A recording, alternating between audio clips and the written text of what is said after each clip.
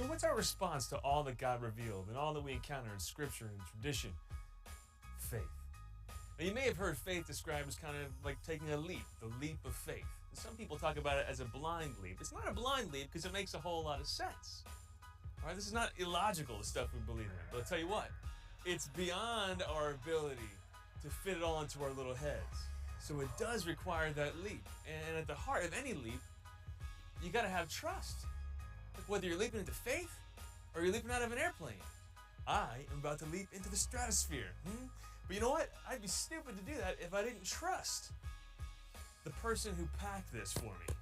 If I didn't trust the fact that the parachute was going to open and not have any holes in it. You know, that it would bring me safely to the ground. Faith isn't just about your smarts. It's about your hearts.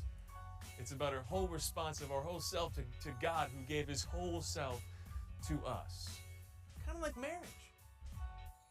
You got your checklist. I had my checklist with my wife. Beautiful, really nice person, holy, got all these things, and it all makes sense. And you better have good reasons behind the person you choose to leap into marriage with. But knowing all those things about her, that wasn't necessarily going to produce a marriage. You know, eventually I had to get to the point where all those things led me to the threshold. But I had to man up at some point, produce a ring, and say, will you marry me? See, I give myself now to what I know enough of. The same is true with jumping out of a plane. I could prepare, I could trust the people, but you know what? Eventually you're standing on the edge, you gotta jump out. The same is true with faith. All the reasons to trust can only lead you so far.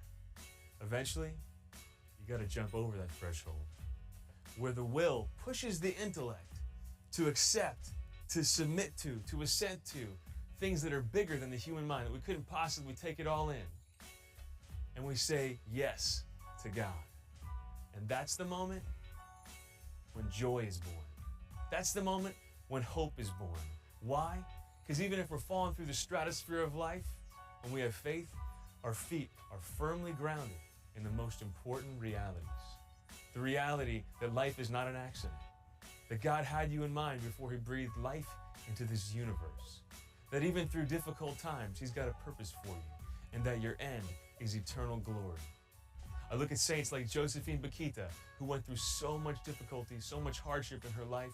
When she was a little girl, she was sold into slavery. She was traded. She was beaten so badly, she actually forgot her name. And she grew up into adulthood. She was freed. She became a Catholic Christian. She became a religious sister who was renowned for her love and gentleness, despite all the hardships she went through, all the difficulties. You know how she summed up her life? With these words. She said, I am definitely loved. And no matter what happens to me, I am awaited by this love. And so my life is good. Why? Because her feet were firmly planted in the most important realities. Faith. That's where joy comes from. That's where the power comes from to live life to the full.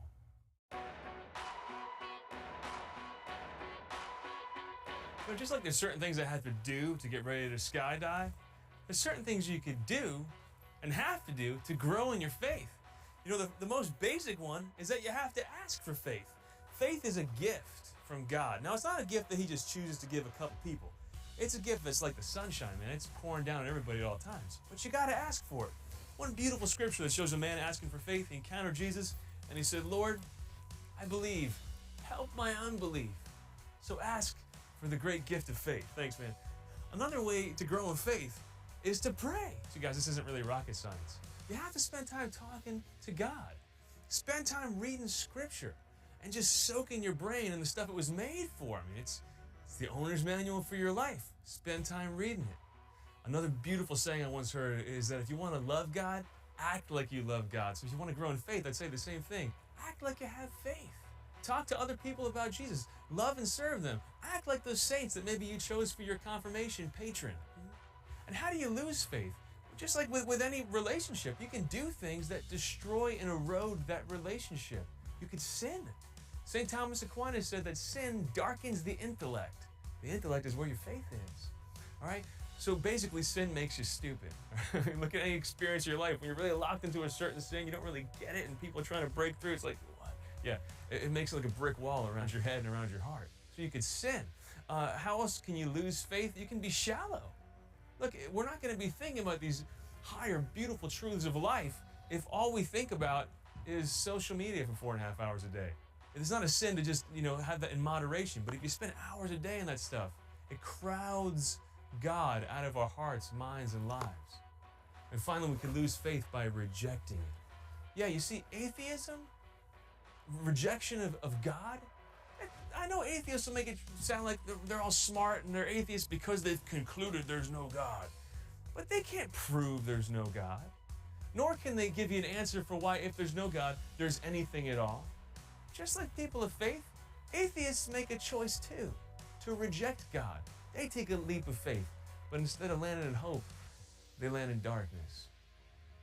So like with any relationship, guys, there are certain things you could do to grow in it. There are certain things you could do to destroy faith. And I want to leave you with this. Faith is not a one-time leap, a one-time decision. It's a lifelong decision. It's a daily decision.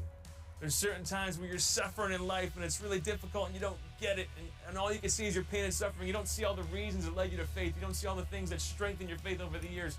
But in those times, you know what you could do so that life still holds together? You keep making the one choice to believe. St. Augustine once said, "I don't understand that I might believe. I believe that I might understand." And you know why else I believe? So that I can have life and have it to the full.